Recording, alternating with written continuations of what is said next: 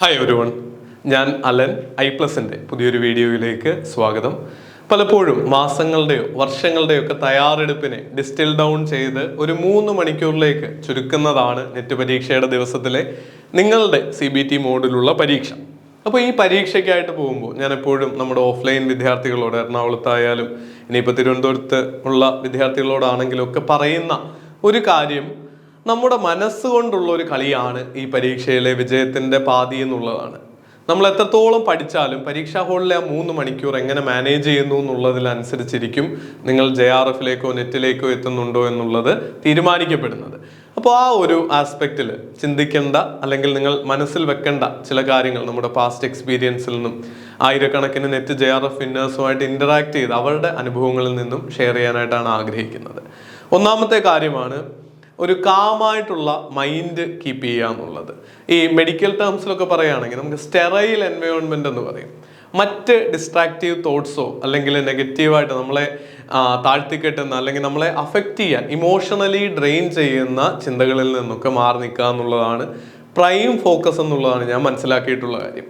പലപ്പോഴും CBT mode exam ആയതുകൊണ്ട് തന്നെ പല രീതിയിലുള്ള പരിമിതികൾ ഉണ്ടായേക്കാം. ചിലപ്പോൾ നിങ്ങൾക്ക് വേണ്ടത്ര വെന്റിലേഷൻ ഇല്ലാത്ത മുറികളായിരിക്കും. മറ്റ് പല സ്ഥാപനങ്ങളുടെയും കമ്പ്യൂട്ടർ ലാബുകളും ഫെസിലിറ്റികളും ഒക്കെയാണ് പരീക്ഷ നടത്തിപ്പിനായിട്ട് ഇന്ത്യ ഉപയോഗിക്കുന്നത്. ചിലപ്പോൾ വളരെ ചെറിയ സ്ക്രീനുകൾ, അതിലായിരിക്കും ചോദ്യങ്ങൾ കാണുന്നത്. ലെഫ്റ്റിലേക്കും റൈറ്റിലേക്കും അപ്പ് ആൻഡ് ഡൗണും ഒക്കെ കുറേ സ്ക്രോൾ ചെയ്യേണ്ടി വരുമായിരിക്കും. ആ സ്ക്രോൾ ചെയ്യേണ്ട മൗസ് പ്രോപ്പറായിട്ട് വർക്ക് ചെയ്യാത്തതാവും. ചിലപ്പോൾ എക്സാം ഹോളിൽ കുറച്ച് ഡിലേ വന്നിട്ടുണ്ടാവും. ചിലപ്പോൾ റൂഡായിട്ടുള്ള ഒരു ഇൻവിജിലേറ്ററിനെ ആയിരിക്കും നിങ്ങൾക്ക് കിട്ടുന്നത്. അല്ലെങ്കിൽ അതിൻ്റെ ആദ്യത്തെ വെരിഫിക്കേഷൻ സമയത്തും നിങ്ങളുടെ ഹോൾ ടിക്കറ്റ് വെരിഫൈ ചെയ്യുമ്പോഴും ഡോക്യുമെൻ്റ് നോക്കുമ്പോഴും ഒക്കെ ചിലപ്പോൾ എന്തെങ്കിലും ഒരു ഡിഫിക്കൽട്ടി ഉണ്ടായേക്കാം. അല്ലെങ്കിൽ അന്നത്തെ യാത്രയിൽ എന്തെങ്കിലും ഒരു പരിമിതി ഉണ്ടായേക്കാം, നിങ്ങൾ താമസിച്ചായിരിക്കും എത്തുന്നത്. അപ്പോൾ ഇത്തരം കാര്യങ്ങളൊക്കെ നിങ്ങളെ അഫക്റ്റ് ചെയ്യാനായിട്ട് സമ്മതിച്ചാൽ, നിങ്ങളുടെ കൺട്രോള് എക്സ്റ്റേണൽ എൻവയോൺമെന്റ് ഏറ്റെടുത്തു കഴിഞ്ഞാൽ പരീക്ഷയ്ക്ക് വിജയിക്കാനുള്ള സാധ്യതയ്ക്ക് മങ്ങലേൽക്കാനല്ലേ സാധ്യത. അത് ഒരാൾ ഇവിടെ വന്നതെന്ന് പറയണ്ട, നിങ്ങളുടെ ഉള്ളിൽ തന്നെ ഈ ചിന്തകളുണ്ട്. നിങ്ങളെല്ലാം മുതിർന്ന വ്യക്തികളാണെന്ന് എനിക്കറിയാം. എങ്കിൽ പോലും ഒരു ഓർമ്മപ്പെടുത്തലായിട്ട് പറഞ്ഞുകൊള്ളട്ടെ, ഈ കാര്യങ്ങളെ നിങ്ങളുടെ മനസ്സിൽ നിന്നൊന്നും മാറ്റി ഒരു സർജിക്കൽ റൂമിലേക്ക് സർജൻ കയറുമ്പോൾ സ്റ്റെറൈലായിട്ട് പോകുന്ന പോലെ ഈ ചിന്തകളെ മാറ്റി നിർത്താൻ നിങ്ങൾക്ക് എത്രത്തോളം സാധിക്കുന്നോ അത്രത്തോളം മികച്ചൊരു വിജയം നേടാൻ നിങ്ങൾക്ക് ഉറപ്പായിട്ട് സാധിക്കും. അപ്പോൾ പരീക്ഷാ ഹാളിൽ പോകുന്നതിനായിട്ട് പരമാവധി നിങ്ങളുടെ കൺട്രോളിലുള്ള കാര്യങ്ങളൊക്കെ നേരത്തെ സെറ്റ് ചെയ്ത് വെക്കുക. നമ്മുടെ കൺട്രോളിൽ ഇല്ലാത്ത പല കാര്യങ്ങൾ, ആ സ്ക്രീനിന്റെ വലിപ്പം, മൗസ് വർക്ക് ചെയ്യുന്നു, ഇൻവിജിലേറ്റർ എങ്ങനെ പെരുമാറണം എന്നൊക്കെ, പക്ഷെ അതിനോട് എങ്ങനെ റെസ്പോണ്ട് ചെയ്യണം എന്നുള്ളത്, അത് റിയാക്ട് ചെയ്യുകയാണോ പ്രോപ്പറായിട്ട് റെസ്പോണ്ട് ചെയ്യുകയാണോ എന്നുള്ളത് എൻ്റെയും നിങ്ങളുടെയും നമ്മുടെ ഓരോരുത്തരുടെയും തീരുമാനമാണെന്നുള്ള കാര്യം ഓർക്കുക. നമ്മുടെ ആവശ്യം എന്താ? കഴിഞ്ഞ 6 മാസം, ഒരു വർഷം പഠിച്ച കാര്യങ്ങൾ ഏറ്റവും ഇഫക്റ്റീവായിട്ട് പരീക്ഷാ ഹാളിൽ ഓർത്തെടുക്കാനും അതിനെപ്പറ്റി ചിന്തിച്ച് അപ്ലൈ ചെയ്തുള്ള ചോദ്യങ്ങളോ ഡയറക്റ്റ് ആയിട്ടുള്ള ക്വസ്റ്റ്യൻസ് അല്ല. നിങ്ങൾക്കറിയാം, നിങ്ങൾ ഇതുവരെ പഠിച്ചതെല്ലാം അപ്ലൈ ചെയ്ത് കൃത്യമായിട്ട് ഉത്തരം എഴുതേണ്ട ചോദ്യങ്ങളുണ്ട്. നെഗറ്റീവ് മാർക്ക് ഇല്ലാത്തത് കൊണ്ട് തന്നെ പ്രോപ്പർ അസസ്മെന്റിലൂടെ ആവശ്യമില്ലാത്ത ഓപ്ഷൻസ് എലിമിനേറ്റ് ചെയ്യാനുള്ള മനസാന്നിധ്യം ഉണ്ടെങ്കിൽ പല ചോദ്യങ്ങളും നിങ്ങൾക്ക് ശരിയായിട്ട് വരും. നമ്മുടെ ഈ ക്വസ്റ്റ്യൻ ഡിസ്കഷൻ സീരീസിലൊക്കെ മാരത്തണിലൊക്കെ സ്ഥിരമായിട്ട് പറയാറുള്ള ഒരു കാര്യമാണ്. അപ്പോൾ ഈ ഒരു കാര്യം പ്രൈം ഇമ്പോർട്ടൻസ് കൊടുത്ത് മനസ്സിൽ വെക്കുക. അതിനായിട്ട് ചെയ്യേണ്ട കാര്യം ഞാൻ എപ്പോഴും പറയുന്നതാണ്, പല ആവർത്തി പറഞ്ഞിട്ടുള്ളതാണ്. നമ്മൾക്കൊരു കൈ നമ്മുടെ വയറ്റിൽ പ്ലേസ് ചെയ്ത് കഴിഞ്ഞാൽ കണ്ണടച്ചോ തുറന്നിട്ടോ നിങ്ങളുടെ ശ്വാസത്തിൽ ഒന്ന് ശ്രദ്ധിച്ചാൽ, ശ്വാസം എടുക്കുമ്പോഴുള്ള നമ്മുടെ ഒരു അപ്പർ പോയിന്റ് ഉണ്ട്, നമ്മുടെ ഉള്ളിൽ ആ ശ്വാസം നിറഞ്ഞു കഴിഞ്ഞിട്ട് ഇനി ശ്വാസം എടുക്കാൻ പറ്റില്ല എന്നുള്ളത്, അതൊരു റെഫറൻസ് ആയിട്ട് വെച്ചിട്ട് 1-2 സെക്കൻഡ് ശ്വാസം ഹോൾഡ് ചെയ്യുക, തിരിച്ച് ശ്വാസം റിലീസ് ചെയ്യുക. ഇതൊരു 5-10 ആവർത്തി ചെയ്യാൻ നിങ്ങൾക്ക് ഉറപ്പായിട്ട് സമയം കിട്ടും. പരീക്ഷാ ഹാളിൽ നേരത്തെ തന്നെ അകത്ത് കയറി ഇരിക്കേണ്ടതായിട്ടുണ്ട്. ആ സമയം മറ്റ് ഇൻട്രൂസീവ് ആയിട്ടുള്ള തോട്ട്സിന് നിങ്ങളുടെ തലച്ചോറിനെ വിട്ടുകൊടുക്കാതെ എന്ത് ചിന്തിക്കണം എന്ന് നിങ്ങൾ ഫോക്കസ്ഡ് ആയിട്ട് പോവുക. അതോടൊപ്പം നമ്മളോട് തന്നെയുള്ള സെൽഫ് ടോക്ക് പ്രത്യേകം ശ്രദ്ധിക്കുക. ഇന്ന് ഞാൻ കാമായി സന്തോഷമായിട്ട് പരീക്ഷ എഴുതും, ഞാൻ ഇതുവരെ പഠിച്ചതൊക്കെ. നന്നായി പഠിച്ച ഒരാൾക്ക് അത് ആത്മവിശ്വാസത്തോടു കൂടി പറയാൻ പറ്റൂ എന്നുള്ളത് മറ്റൊരു കാര്യം. ഇതൊരു ഫേക്ക് പോസിറ്റിവിറ്റിയോ ഫോൾസ് പോസിറ്റിവിറ്റിയോ അല്ല ഞാൻ പറയുന്നത്. നമ്മളിലുള്ള വിശ്വാസം ഉറപ്പിക്കുന്ന രീതിയിലുള്ള സംഭാഷണമാവട്ടെ നമ്മുടെ ഉള്ളിൽ. തമാശയ്ക്കായിട്ട് ഞാൻ പറയും, നമ്മളെ നിരുത്സാഹപ്പെടുത്താൻ നാട്ടുകാരുണ്ട്. ആ ജോലി പിന്നെ നമ്മുടെ അകത്തിരുന്ന് നമ്മൾ തന്നെ ചെയ്യേണ്ട ആവശ്യമില്ലല്ലോ. നമുക്ക് സ്വയം പറയുമ്പോൾ അതെപ്പോഴും പോസിറ്റീവ് ആവട്ടെ, നമ്മുടെ കഴിവുകളിൽ വിശ്വാസം അർപ്പിച്ച്. പരീക്ഷാ ഹാളിൽ നമ്മളെ ഹെൽപ്പ് ചെയ്യാൻ പറ്റുന്ന ഒരേ ഒരാൾ നമ്മൾ മാത്രമാണ്. അപ്പോൾ എപ്പോഴും പഠിച്ച കാര്യങ്ങൾ എനിക്ക് ഓർമ്മയുണ്ട്, ഞാൻ നന്നായി പെർഫോം ചെയ്യും.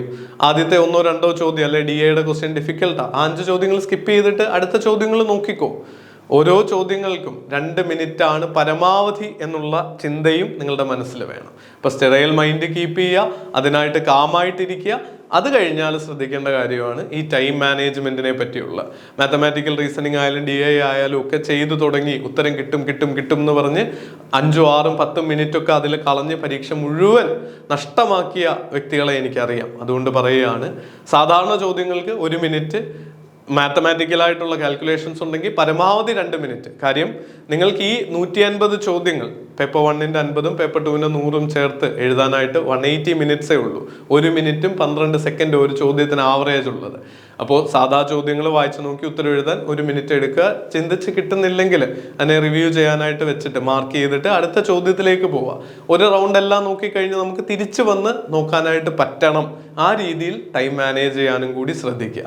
മറ്റൊന്നും നിങ്ങളോട് സ്പെസിഫിക് ആയിട്ട് പറയാനില്ല. ഈ ലാസ്റ്റ് മൊമെന്റിൽ നിങ്ങൾ ഒരുപാട് കാര്യങ്ങൾ റിവ്യൂ ചെയ്യാനും റിവിഷൻ ചെയ്യാനും ഒക്കെ നിൽക്കുകയും പുതിയ കാര്യങ്ങൾ പഠിക്കുന്നതിന് സ്ട്രെസ്ഡ് ഔട്ട് ആവുകയും ചെയ്യുന്നതിന് പകരം കുറച്ച് ക്വസ്റ്റ്യൻസ് ഒക്കെ വർക്കൗട്ട് ചെയ്ത് നോട്ട് ബുക്കൊക്കെ ഒന്ന് മറിച്ച് നോക്കി എല്ലാ കാര്യങ്ങളും എടുത്തു വെച്ചു എന്ന് ഉറപ്പാക്കി കാമായിട്ട് നന്നായിട്ട് ഉറങ്ങി ആഹാരമൊക്കെ കഴിച്ച് ഷുഗർ ലെവലൊന്നും താഴാതെ നോക്കി നിങ്ങൾ പ്രോപ്പറായിട്ട് നല്ലൊരു മൈൻഡ് സെറ്റോടു കൂടി പരീക്ഷാ ഹാളിൽ പോവുക.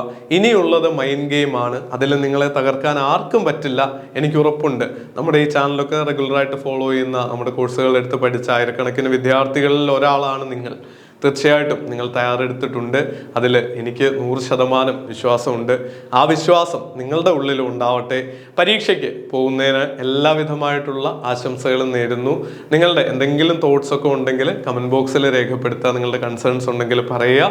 പേഴ്സണലായിട്ട് പരമാവധി റെസ്പോണ്ട് ചെയ്യാനായിട്ടുള്ള എഫേർട്ട് ഞാൻ എടുക്കാം. ഓക്കെ, അപ്പോൾ ഈ പറഞ്ഞ കാര്യങ്ങൾ ഒരിക്കൽ കൂടി മനസ്സിൽ വെക്കുക. എല്ലാവിധമായിട്ടുള്ള നന്മകളും ആശംസിക്കുന്നു. നന്നായി പരീക്ഷ എഴുതാനും JRF ക്വാളിഫൈഡ് ആയിട്ട് 10-25 ലക്ഷത്തിന് മുകളിലാണ് നിങ്ങൾക്ക് സ്റ്റൈഫൻഡായിട്ട് 5 വർഷങ്ങളിലൂടെ കിട്ടാൻ പോകുന്നത്. അതൊക്കെ നേടിയെടുക്കാനാവട്ടെ. ഈ സമൂഹത്തിന് മാറ്റം വരുത്തുന്ന നല്ലൊരു അധ്യാപിക അല്ലെങ്കിൽ അധ്യാപകനായിട്ട് മാറാൻ നിങ്ങൾക്കാകട്ടെ എന്ന് ആശംസിക്കുന്നു. All the very best. Thank you.